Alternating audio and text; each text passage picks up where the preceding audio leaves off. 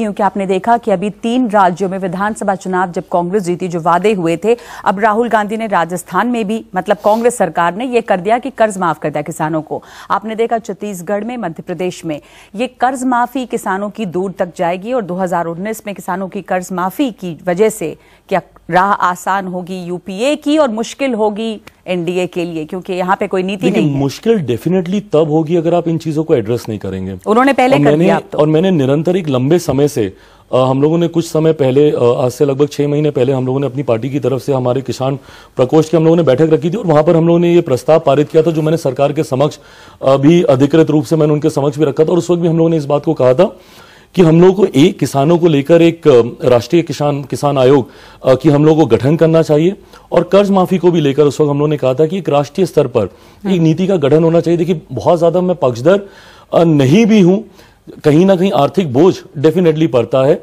But हाँ, वो जो एक तत्काल रिलीफ देने की हम लोग को जरूरत है, जिस हालत में आज की तारीख में किसान है, जिस हालत में वो आज भी आत्महत्या करने को मजबूर है, वो तत्काल रिलीफ भी हम लोग को देने की जरूरत है और साथ में एक सपोर्ट सिस्टम तैयार करने की जरूरत है, ताकि उनको भविष्य में इस तरीके के कर्ज के बोझ के तले दबना ही ना पड़े।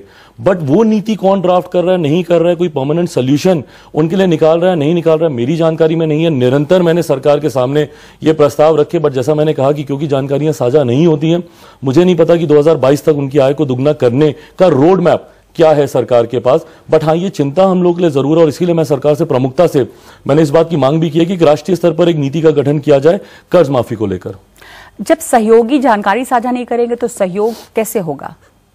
सही सवाल है ये। भारतीय जनता पार्टी के, मुझे लगता है, नेताओं से पूछने वाला ये प्रश्न है, क्योंकि मैं निरंतर पूछ चुका हूं और जैसा मैंने कहा कि लोक जनशक्ति पार्टी हमेशा से एक ऑनेस्ट अलाई के तौर पर रही है। हम लोग नहीं चाहते कि हमारे गठबंधन के बीच में दरार हो या वो दरार सार्वजनिक तौर पर दिखे और लोगों को उस पर बात करने का मौका मिले। बट अब क्योंकि परिस्थितियों